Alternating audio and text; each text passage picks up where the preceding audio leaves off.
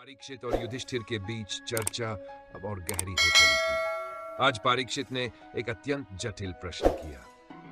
राजा को सत्य का पालन करना चाहिए, लेकिन क्या राजनीति में सदा सत्य बोलना उचित है?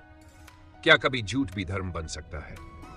परीक्षित ने गंभीर स्वर में पूछा, बाबा, आपने सदा सत्य का पालन किया, लेकिन क्या यह संभव है कि एक राजा हर परिस्थिति में केवल सत्य ही बोले? क्या कभी ऐसा भी समय आता है जब झूठ धर्म बन जाता है? युधिष्ठिर ने गहरी सांस ली और बोले, यह प्रश्न जितना सरल लगता है उतना है नहीं। सत्य एक राजा का सबसे बड़ा आभूषण होता है, लेकिन उसे यह भी समझना होता है कि सत्य का स्वरूप परिस्थितियों के अनुसार बदल सकता है। परीक्षित ने आश्चर्य से पूछा, बदल सकता है? क्या सत्य को बदला जा सकता है? युधिष्ठिर ने सिर हिलाया। सत्य कभी नहीं बदलता, लेकिन सत्य को प्रस्तुत करने का तरीका बदल सकता है। यही राजनीति की जटिलता है। यदि कोई निर्दोष व्यक्ति शत्रु से बचने के लिए तुम्हारे पास शरण ले और उसका शत्रु आकर तुमसे पूछे कि वह कहां छिपा है, तो तुम क्या करोगे? परीक्षित ने कुछ क्षण विचार किया, फिर कहा, मैं उसे बचाने के लिए झूठ बोलूंगा। युधिष्ठिर मुस्कुराए, यही धर्म है।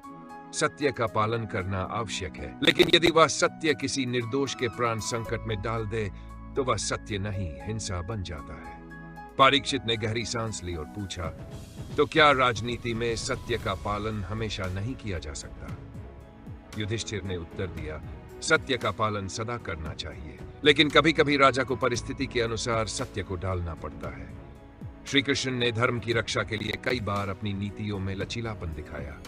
यदि धर्म की रक्षा के लिए कभी कभी सत्य को डंकना पड़े तो वह भी धर्म ही कहलाता है। परीक्षित ने गहरी सोच में डूबते हुए कहा, इसका अर्थ यह हुआ कि राजा को केवल सत्यवादी नहीं बल्कि नीतिजीन भी होना चाहिए। युधिष्ठिर ने सिर हिलाया। ठीक कहा, सत्य और राजनीति का संतुलन बनाए रखना ही एक सच्चे राजा की पहचान है। सत्य को कठोर नियम की तरह नहीं बल्कि एक साधन की तरह देखना चाहिए, जो प्रजा के कल्याण के लिए प्रयुक्त हो। परीक्षित ने दृढ़ स्वर में कहा, अब मैं समझ गया, अब मैं सत्य का पालन करूंगा, लेकिन उसकी आड़ में किसी निर्दोष के साथ अन्याय नहीं होने दूंगा। मैं राजनीति को धर्म का अंग मानकर ही चलूंगा। युधिष्ठिर ने आशीर्वाद देते हुए कहा, यदि तुम इस सिद्धांत का पालन कर सको तो तुम्हारा राज्य युगों तक धर्म राज्य कहलाएगा। परीक्षित और युधिष्ठिर के बीच वार्तालाप अब जीवन के सबसे जटिल प्रश्नों की ओर बढ़ रहा था। आज परीक्षित ने एक और गंभीर विषय उठाया, राजा को क्षमा करनी चाहिए या प्रतिशोध लेना चाहिए? क्या हमेशा क्षमा करना उचित है या कुछ स्थितियों में प्रतिशोध भी धर्म बन सकता है? परीक्षित ने चिंतनशील स्वर में पूछा, बाबा, आपने सदैव क्षमा को सबसे बड़ा गुण बताया है, लेकिन क्या हर परिस्थिति में क्षमा करना उचित है? क्या राजा को अपने शत्रुओं को क्षमा करना चाहिए या कुछ अवसरों पर प्रतिशोध भी लेना चाहिए? युधिष्ठिर ने गहरी दृष्टि से परीक्षित की ओर देखा और कहा, यह प्रश्न बहुत महत्वपूर्ण है क्योंकि यह एक राजा के चरित्र को परिभाषित करता है। क्षमा महान गुण है, लेकिन यदि अयोग्य व्यक्ति को क्षमा दी जाए तो वह अनर्थ का कारण बन सकता है। परीक्षित ने गंभीर स्वर में कहा, लेकिन बाबा, आपने स्वयं दुर्योधन और शकुनी को क्षमा करने की चेष्टा की थी, क्या वह उचित था? युधिष्ठिर ने सिर झुकाया और कहा, हाँ, मैंने प्रयास किया क्योंकि मैं हिंसा से बचना चाहता था, लेकिन जब यह स्पष्ट हो गया कि वे अपनी अधर्म में प्रवृत्ति नहीं छोड़ेंगे तो धर्म के पक्ष में युद्ध करना ही एकमात्र उपाय रह गया। परीक्षित ने गहरी सांस लेते हुए कहा, तो क्या इसका अर्थ यह हुआ कि क्षमा भी तभी करनी चाहिए जब वह उचित हो? युधिष्ठिर ने उत्तर दिया, ठीक कहा, क्षमा तभी तक उचित है जब वह किसी सुधार का मार्ग खोलती हो, लेकिन जब कोई व्यक्ति या राष्ट्र बार बार अन्याय करता है और उसे क्षमा देने से अधर्म को बढ़ावा मिलता है, तब प्रतिशोध ही धर्म बन जाता है। परीक्षित ने थोड़ा सोचकर पूछा, तो क्या प्रतिशोध लेना धर्म का अंग हो सकता है? युधिष्ठिर ने सिर हिलाया, प्रतिशोध नहीं बल्कि न्याय। एक राजा का कर्तव्य प्रतिशोध लेना नहीं बल्कि न्याय करना। भीम ने दुर्योधन को हराया, वह प्रतिशोध नहीं था बल्कि न्याय था। परीक्षित ने गंभीरता से कहा, इसका अर्थ यह हुआ कि राजा को हृदय में क्रोध नहीं रखना चाहिए बल्कि न्याय की भावना से कार्य करना चाहिए। युधिष्ठिर ने मुस्कुराकर कहा, बिल्कुल सही। एक राजा यदि अपने व्यक्तिगत अपमान के लिए प्रतिशोध ले तो वह अधर्म होगा, लेकिन यदि वह प्रजा के हित के लिए न्याय करे तो वही धर्म कहलाता है। परीक्षित ने दृढ़ स्वर में कहा, अब मैं समझ गया बाबा, मैं क्षमा को अपना गुण बनाऊंगा, लेकिन जहां अन्याय होगा वहां धर्म के अनुसार न्याय करूंगा। युधिष्ठिर ने आशीर्वाद देते हुए कहा, यदि तुम इस संतुलन को समझ सको तो तुम्हारा राज्य स्वर्णयुग कहलाएगा। परीक्षित और युधिष्ठिर के बीच संवाद अब और भी गहन हो चला था। परीक्षित ने आज एक और महत्वपूर्ण प्रश्न रखा, राजा के लिए त्याग कितना आवश्यक है? क्या उसे अपने परिवार और भावनाओं का भी त्याग कर देना चाहिए? क्या राजा के लिए मोह उचित है? परीक्षित ने गंभीर स्वर में पूछा, बाबा, आपने अपना पूरा जीवन धर्म के अनुसार जिया, त्याग को सर्वोपरि माना, लेकिन क्या एक राजा को अपने परिवार, अपने प्रियजनों और अपनी भावनाओं का भी त्याग कर देना चाहिए? युधिष्ठिर ने गहरी सांस लेते हुए कहा, त्याग राजा का आभूषण होता है, लेकिन त्याग का अर्थ यह नहीं कि वह अपने परिवार और प्रजा के प्रति निर्मम हो जाए। राजा का त्याग केवल निजी स्वार्थों और मोह के लिए होना चाहिए, न कि कर्तव्य के लिए। परीक्षित ने चिंतित स्वर में पूछा, लेकिन यदि राजा मोह से ग्रसित हो जाए तो क्या वह न्याय कर सकता है? युधिष्ठिर ने सिर हिलाया, नहीं, मोह राजा के लिए सबसे बड़ी बाधा है। जब कोई राजा मोह में पड़कर अपने निर्णय लेने लगता है तो वह पक्षपाती हो जाता है। यदि मैंने मोह किया होता तो शायद अपने भाइयों को युद्ध से रोक लेता, लेकिन तब धर्म पराजित हो जाता। परीक्षित ने सोचा और फिर कहा, तो क्या राजा को अपने परिवार से कोई लगाव नहीं रखना चाहिए? युधिष्ठिर ने मुस्कुराकर उत्तर दिया, राजा को परिवार से प्रेम अवश्य रखना चाहिए, लेकिन जब निर्णय धर्म और परिवार के बीच हो तो उसे धर्म को चुनना चाहिए। राजा का हृदय विशाल होता है, उसके लिए संपूर्ण प्रजा ही परिवार होती है। परीक्षित ने गंभीर स्वर में कहा, अब मैं समझा बाबा, एक राजा को अपने व्यक्तिगत सुख दुख से ऊपर उठकर देखना चाहिए। त्याग केवल मोह का होना चाहिए, कर्तव्य का नहीं। युधिष्ठिर ने आशीर्वाद देते हुए कहा, यदि तुम इस सिद्धांत को अपनाओगे तो तुम्हारा राज्य युगों तक स्मरण किया जाएगा। परीक्षित और युधिष्ठिर के बीच प्रश्न उत्तर का यह संवाद अब और भी रोचक मोड़ पर था। आज परीक्षित ने एक और जटिल प्रश्न रखा, क्या राजा को अपने सुख दुख की परवाह करनी चाहिए या उसे केवल प्रजा के हित में ही सोचना चाहिए? परीक्षित ने उत्सुकता से पूछा, बाबा, जब एक साधारण मनुष्य को दुख होता है तो वह रोता है, अपने मन की पीड़ा किसी अपने से साझा करता है, लेकिन राजा को क्या करना चाहिए? क्या उसे भी अपने दुखों को व्यक्त करना चाहिए या सब कुछ भीतर समेट लेना चाहिए? युधिष्ठिर ने गहरी दृष्टि से अपने पौत्र को देखा और गंभीर स्वर में बोले, राजा केवल एक मनुष्य नहीं होता, वह एक विचार होता है, एक व्यवस्था का प्रतीक। उसके कंधों पर केवल अपना नहीं, संपूर्ण राज्य का भार होता है। यदि वह अपने निजी सुख दुख में उलझ जाए तो प्रजा का क्या होगा? परीक्षित ने चिंतित होकर कहा, तो क्या राजा को कभी अपनी भावनाओं को प्रकट नहीं करना चाहिए? युधिष्ठिर ने हल्की मुस्कान के साथ उत्तर दिया, राजा को अपनी भावनाओं पर नियंत्रण रखना चाहिए, लेकिन इसका अर्थ यह नहीं कि वह भाव शून्य हो जाए। जब हम युद्ध में थे तो हमने अपने प्रियजनों को खोया, अपार कष्ट सहे, परंतु यदि हम अपनी पीड़ा में बह जाते तो धर्म की रक्षा कैसे कर पाते? परीक्षित कुछ सोचते हुए बोला, तो क्या राजा को कठोर हृदय वाला होना चाहिए? युधिष्ठिर ने सिर हिलाया, नहीं, कठोर हृदय नहीं, बल्कि धैर्यवान और विवेकशील होना चाहिए। जब कोई राजा अपने व्यक्तिगत सुख दुख से ऊपर उठकर प्रजा के हित में सोचता है, तभी वह आदर्श राजा बनता है। परीक्षित ने अब समझ लिया था कि एक राजा का जीवन केवल सिंहासन और अधिकार तक सीमित नहीं होता, बल्कि यह त्याग, धैर्य और उत्तरदायित्व की पराकाष्ठा होता है। परीक्षित और युधिष्ठिर के बीच संवाद निरंतर गहराता जा रहा था। इस बार परीक्षित ने एक ऐसा प्रश्न पूछा जो किसी भी राज्य की नींव को परिभाषित करता है।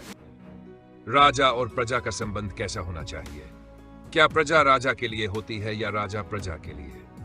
परीक्षित ने गंभीर स्वर में कहा, बाबा, मैंने सुना है कि राजा ईश्वर का प्रतिनिधि होता है और प्रजा को उसका अनुसरण करना चाहिए, लेकिन क्या इसका अर्थ यह है कि प्रजा केवल राजा की आज्ञा मानने के लिए बनी है? युधिष्ठिर मुस्कुराए और बोले, नहीं पुत्र, राजा का धर्म आदेश देना नहीं, सेवा करना है। यदि कोई राजा यह सोचता है कि प्रजा केवल उसके लिए बनी है तो उसका राज्य कभी समृद्ध नहीं हो सकता। परीक्षित ने कुछ सोचते हुए कहा, तो फिर राजा और प्रजा के बीच का सही संबंध क्या है? युधिष्ठिर ने विस्तार से समझाया, राजा और प्रजा का संबंध पिता और संतान के समान होता है। जैसे एक पिता अपनी संतान के पालन पोषण के लिए अपनी इच्छाओं का त्याग करता है, वैसे ही राजा को भी प्रजा के सुख दुख को अपना समझना चाहिए। राजा के लिए राज्य उसके परिवार के समान होता है। परीक्षित ने जिज्ञासा से पूछा, लेकिन यदि कोई राजा केवल प्रजा की चिंता में लगा रहेगा तो क्या वह स्वयं कमजोर नहीं पड़ जाएगा? युधिष्ठिर ने गंभीरता से उत्तर दिया, राजा की शक्ति उसकी प्रजा से ही आती है। जब कोई राजा अपने हित से अधिक प्रजा के हित में सोचता है तो उसकी प्रजा उसे उतनी ही निष्ठा से समर्थन देती है। इतिहास में देखो, वही राजा महान बने हैं जिन्होंने स्वयं को नहीं बल्कि अपनी प्रजा को सर्वोपरि माना। परीक्षित अब इस सत्य को समझने लगा था। उसने सिर झुकाकर कहा, अब मैं समझ गया, राजा की शक्ति केवल उसके शस्त्रों में नहीं बल्कि उसकी प्रजा के विश्वास में होती है। युधिष्ठिर ने संतोष की दृष्टि से परीक्षित को देखा और कहा, स्मरण रखना, जब तक प्रजा तुम पर विश्वास करेगी तब तक तुम्हारा राज्य अडिग रहेगा। परीक्षित और युधिष्ठिर के संवाद में अब राजनीति और धर्म की गहराइयों को समझने का प्रयास हो रहा था। इस बार परीक्षित ने एक और गंभीर प्रश्न रखा, क्या राजनीति में धर्म का पालन करना संभव है या राजा को कभी कभी धर्म से समझौता करना पड़ता है? परीक्षित ने चिंतित स्वर में कहा, बाबा, मैंने महाभारत के युद्ध की कथा सुनी है। धर्मराज होते हुए भी आपको कई ऐसे निर्णय लेने पड़े जो धर्म संगत नहीं लगे। क्या राजनीति और धर्म एक साथ चल सकते हैं? युधिष्ठिर ने गहरी सांस ली और बोले, ये सबसे कठिन प्रश्नों में से एक है। धर्म और राजनीति दोनों का उद्देश्य समाज का कल्याण है, लेकिन परिस्थितियां हमेशा आदर्श नहीं होती। परीक्षित ने और स्पष्टता से पूछा, क्या इसका अर्थ यह है कि कभी कभी धर्म की उपेक्षा करनी पड़ती है? युधिष्ठिर ने सिर हिलाया, नहीं, धर्म की उपेक्षा नहीं बल्कि उसके गूढ़ अर्थ को समझना आवश्यक होता है। जब मैं महाभारत के युद्ध में था तो कई बार मुझे ऐसे निर्णय लेने पड़े जो साधारण दृष्टि से अधर्म लग सकते थे, लेकिन यदि मैं उन्हें न लेता तो राज्य और समाज के लिए बड़ा अनर्थ हो सकता था। परीक्षित ने ध्यान से सुना और फिर पूछा, तो क्या धर्म स्थिर नहीं बल्कि परिस्थिति के अनुसार बदलता है? युधिष्ठिर ने उत्तर दिया, धर्म का मूल सिद्धांत कभी नहीं बदलता, परंतु उसका आचरण परिस्थितियों के अनुसार भिन्न हो सकता है। एक राजा के लिए धर्म का अर्थ केवल व्यक्तिगत पुण्य नहीं बल्कि संपूर्ण राज्य की भलाई है। परीक्षित ने फिर एक कठिन प्रश्न किया, लेकिन यदि धर्म और राजनीति में टकराव हो तो राजा को क्या करना चाहिए? युधिष्ठिर ने गंभीर स्वर में उत्तर दिया, राजा को वही करना चाहिए जिससे अधिकतम लोगों का भला हो। धर्म का सार यही है कि वह केवल ग्रंथों में बंधा हुआ नहीं होता बल्कि लोक कल्याण में निहित होता है। यदि राजनीति से धर्म का पतन होता है तो वह राजनीति विनाशकारी हो जाती है, और यदि धर्म राजनीति को नियंत्रित नहीं कर पाता तो वह धर्म भी निष्क्रिय हो जाता है। एक सच्चे राजा को इन दोनों के बीच संतुलन स्थापित करना आना चाहिए। परीक्षित ने अब इस गूढ़ सत्य को समझ लिया था। उसने सिर झुकाकर कहा, अब मैं समझ गया बाबा, धर्म और राजनीति का संबंध बहुत संवेदनशील होता है। राजा को हर निर्णय में यह देखना चाहिए कि उसके कार्य से राज्य का कल्याण हो। युधिष्ठिर ने संतोष की दृष्टि से परीक्षित को देखा और बोले, स्मरण रखना, धर्म वह नहीं जो केवल ग्रंथों में लिखा है, धर्म वह है जो समाज का कल्याण करे। परीक्षित और युधिष्ठिर के संवाद अब शासन की गहराइयों में प्रवेश कर चुके थे। इस बार परीक्षित ने एक अत्यंत महत्वपूर्ण प्रश्न उठाया, शासन में न्याय और दंड का संतुलन कैसे बनाया जाए? क्या एक राजा को अधिक दयालु होना चाहिए या कठोर? परीक्षित ने विचारशील स्वर में पूछा, बाबा, मैं देखता हूं कि कुछ राजा अपने न्याय में कठोर होते हैं तो कुछ राजा क्षमा को ही धर्म मानते हैं, लेकिन सही मार्ग क्या है? क्या एक राजा को हर अपराधी को दंड देना चाहिए या कुछ को क्षमा भी करनी चाहिए? युधिष्ठिर ने गंभीरता से उत्तर दिया, राजा का सबसे बड़ा कर्तव्य न्याय करना है, लेकिन न्याय केवल दंड देने में नहीं बल्कि संतुलन बनाए रखने में है। यदि राजा अत्यधिक कठोर होगा तो प्रजा भयभीत रहेगी और प्रेम से नहीं बल्कि डर से उसका सम्मान करेगी, और यदि राजा अत्यधिक दयालु होगा तो अपराध बढ़ेंगे क्योंकि लोगों को कोई भय नहीं रहेगा। परीक्षित ने जिज्ञासा से पूछा, तो फिर न्याय और दंड का सही संतुलन कैसे बनाया जाए? युधिष्ठिर ने समझाया, राजा को यह देखना चाहिए कि दंड केवल बदले की भावना से न दिया जाए, बल्कि अपराध रोकने के लिए हो। यदि कोई व्यक्ति पहली बार भूल करता है और उसमें सुधार की संभावना है, तो क्षमा करना उचित हो सकता है। लेकिन यदि बार बार अधर्म करता है और समाज को कष्ट पहुंचाता है, तो कठोर दंड आवश्यक हो जाता है। परीक्षित ने सहमति में सिर हिलाया, फिर एक और प्रश्न किया, लेकिन कभी राजा को व्यक्तिगत भावनाओं के आधार पर निर्णय लेने का मन करता है। यदि कोई अपराधी राजा के प्रियजन में से हो, तो क्या उसे भी समान दंड मिलना चाहिए? युधिष्ठिर ने दृढ़ता से कहा, सच्चा न्याय वही होता है जो निष्पक्ष हो। यदि राजा अपने प्रियजनों को बचाने लगे, तो उसका शासन शीघ्र ही भ्रष्ट हो जाएगा। न्याय वह दीपक है जो बिना किसी भेदभाव के सबको समान प्रकाश देता है। परीक्षित ने गहरी सांस ली और कहा, अब मैं समझ गया बाबा। एक राजा को कठोर भी होना पड़ता है और दयालु भी, लेकिन यह समझना आवश्यक है कि कब कौन सा गुण अपनाना है। युधिष्ठिर ने संतोष की दृष्टि से कहा, स्मरण रखना पुत्र, न्याय वही है जो समाज में संतुलन बनाए रखे। दंड तभी प्रभावी होता है जब वह सुधार के लिए दिया जाए, न कि केवल प्रतिशोध के लिए। परीक्षित और युधिष्ठिर के संवादों में अब एक नया मोड़ आया था। परीक्षित ने इस बार एक ऐसा प्रश्न पूछा जो हर राजा के जीवन का सबसे कठिन पक्ष होता है। राजा की सबसे कठिन परीक्षा क्या होती है? क्या सत्ता मिलने के बाद राजा के लिए सबसे बड़ी चुनौती युद्ध होता है या शांति बनाए रखना? परीक्षित ने चिंतित स्वर में कहा, बाबा, मैंने सुना है कि एक राजा का सबसे कठिन समय युद्ध होता है, लेकिन क्या यह सच है? क्या सत्ता में आकर राजा की सबसे बड़ी परीक्षा केवल युद्ध लड़ना ही होती है? युधिष्ठिर मुस्कुराए और बोले, युद्ध एक चुनौती है, लेकिन यह राजा की सबसे कठिन परीक्षा नहीं है। राजा की सबसे कठिन परीक्षा सत्ता को संभालना और न्यायपूर्ण शासन करना होता है। परीक्षित ने आश्चर्य से पूछा, कैसे बाबा? क्या युद्ध से कठिन कोई और बात हो सकती है? युधिष्ठिर ने गहरी सांस ली और समझाया, युद्ध में शत्रु सामने होता है, शस्त्र उठाए खड़ा रहता है और राजा को केवल उसे हराने की चिंता करनी होती है। लेकिन जब युद्ध समाप्त हो जाता है और राजा को सत्ता मिल जाती है, तब असली परीक्षा शुरू होती है। उसे लोभ, अहंकार, पक्षपात और स्वार्थ से बचना पड़ता है। उसे न्याय करना होता है, लेकिन साथ ही राजनीति के जाल में भी नहीं फंसना चाहिए। परीक्षित ने और स्पष्टता से पूछा, तो क्या एक राजा के लिए युद्ध आसान होता है लेकिन शासन कठिन? युधिष्ठिर ने सिर हिलाया, हाँ पुत्र, युद्ध में केवल बाहरी शत्रु से लड़ना पड़ता है, लेकिन शासन में कई अदृश्य शत्रु होते हैं। कभी अपनों के बीच ईर्ष्या, कभी मंत्रियों की स्वार्थपरता, कभी प्रजा की अपेक्षाएं और कभी स्वयं का लोभ, इन सब से लड़ना पड़ता है। परीक्षित सोच में पड़ गया। फिर उसने गंभीर स्वर में पूछा, तो क्या यही कारण था कि आपने महाभारत के युद्ध के बाद संन्यास लेने का निर्णय लिया? युधिष्ठिर ने शांत स्वर में उत्तर दिया, सत्ता सबसे बड़ी परीक्षा है और मैं जानता था कि जीवन के अंत में यदि मैंने सत्ता का मोह त्याग दिया, तो मैं सत्य के अधिक निकट रह सकूंगा।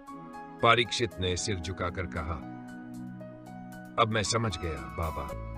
राजा की परीक्षा केवल युद्ध नहीं, बल्कि सत्य में रहकर न्यायपूर्ण शासन करना और लोभ से बचना भी है। युधिष्ठिर ने मुस्कुराकर कहा, स्मरण रखना पुत्र, एक सच्चा राजा वह नहीं जो युद्ध जीतता है, बल्कि वह है जो अपने भीतर के विकारों को जीत लेता है। परीक्षित और युधिष्ठिर के बीच गहन संवाद चल रहा था।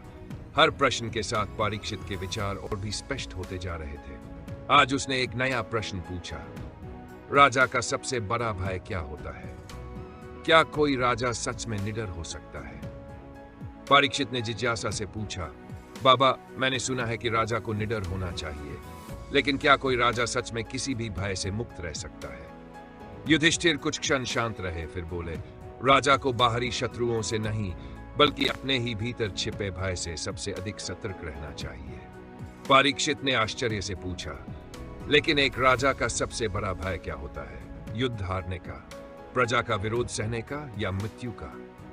युधिष्ठिर ने गंभीर स्वर में कहा, नहीं पुत्र, एक राजा का सबसे बड़ा भय यह होता है कि कहीं वह अपने कर्तव्यों से न दिख जाए। अगर राजा का निर्णय अनुचित हो जाए, यदि उसके कारण किसी निर्दोष को कष्ट हो, तो यही उसका सबसे बड़ा भय होना चाहिए। परीक्षित ने गंभीरता से सिर हिलाया और कहा, लेकिन बाबा, यदि एक राजा अपने हर निर्णय में भय रखेगा तो वह कभी निडर होकर शासन नहीं कर पाएगा। युधिष्ठिर मुस्कुराए। यह भय कमजोर करने वाला नहीं, बल्कि सावधान करने वाला होना चाहिए। राजा को इस भय से घबराना नहीं चाहिए, बल्कि इसे एक प्रेरणा की तरह देखना चाहिए, जिससे वह हर निर्णय सोच समझ कर ले। परीक्षित ने एक और प्रश्न किया, तो क्या एक राजा को मृत्यु का भय नहीं होना चाहिए? युधिष्ठिर ने उत्तर दिया, नहीं पुत्र, मृत्यु का भय तो हर मनुष्य में होता है, लेकिन एक सच्चे राजा के लिए मृत्यु से बड़ा भय यह होता है कि कहीं उसकी आत्मा उसे यह न कहे कि उसने अपने कर्तव्यों को सही से नहीं निभाया। परीक्षित ने गहरी सांस ली और कहा, अब मैं समझ गया बाबा। एक सच्चे राजा का भय अपनी कर्तव्य विमुखता से होना चाहिए, न कि किसी बाहरी शत्रु से। युधिष्ठिर ने संतोष से कहा, स्मरण रखना पुत्र, जो राजा अपने कर्तव्यों से डरता है वह कभी महान नहीं बन सकता, लेकिन जो अपने कर्तव्यों को पूरी निष्ठा से निभाने का संकल्प लेता है उसे किसी और भय की आवश्यकता नहीं होती। युधिष्ठिर और परीक्षित के संवादों में हर प्रश्न के साथ नए विचारों का विस्तार हो रहा था। परीक्षित अब शासन की गहरी परतों को समझने लगा था, लेकिन आज उसने एक और महत्वपूर्ण प्रश्न किया, राजा के लिए सबसे बड़ा संकट क्या होता है? क्या बाहरी शत्रु ही उसका सबसे बड़ा संकट है या कुछ और? परीक्षित ने गंभीरता से पूछा, बाबा, हर राजा के सामने कई संकट आते हैं, कभी पड़ोसी राज्यों से युद्ध, कभी विद्रोह, कभी प्राकृतिक आपदाएं, लेकिन इन सब में सबसे बड़ा संकट कौन सा होता है? युधिष्ठिर ने गहरी सांस ली और कहा, राजा का सबसे बड़ा संकट बाहरी नहीं बल्कि आंतरिक होता है। परीक्षित ने चौंक कर पूछा, आंतरिक संकट? क्या यह विश्वासघात की बात है? युधिष्ठिर ने सिर हिलाया। विश्वासघात भी एक संकट है, लेकिन उससे भी बड़ा संकट है राजा की खुद की मनोदशा। यदि राजा लोभ, अहंकार, मोह और पक्षपात के जाल में फंस जाए तो यही उसका सबसे बड़ा संकट बन जाता है। परीक्षित ने चिंतित होकर कहा, लेकिन बाबा, क्या बाहरी शत्रु इससे बड़ा संकट नहीं होते? युधिष्ठिर ने मुस्कुराते हुए कहा, बाहरी शत्रु केवल शक्ति से हराए जा सकते हैं, लेकिन आंतरिक शत्रु राजा की बुद्धि, संयम और आत्मनियंत्रण की परीक्षा लेते हैं। परीक्षित ने सोचा, फिर पूछा, क्या यह संकट हर राजा के सामने आता है? युधिष्ठिर ने गंभीर स्वर में उत्तर दिया, हर राजा के सामने, और जो राजा अपने मन के भीतर के इन संकटों को नहीं पहचान पाता वह अंततः अपनी प्रजा और राज्य दोनों को खो देता है। परीक्षित ने गहरी सांस ली और कहा, अब मैं समझ गया बाबा, राजा का सबसे बड़ा संकट बाहरी युद्ध नहीं बल्कि आंतरिक द्वंद्व और उसके गलत निर्णय होते हैं। युधिष्ठिर ने संतोष से कहा, स्मरण रखना पुत्र, बाहरी शत्रु को हराना आसान होता है, लेकिन अपने भीतर के शत्रु को हराना सबसे कठिन कार्य है। अगले एपिसोड में परीक्षित और युधिष्ठिर राजा के न्याय की असली परिभाषा पर चर्चा करेंगे।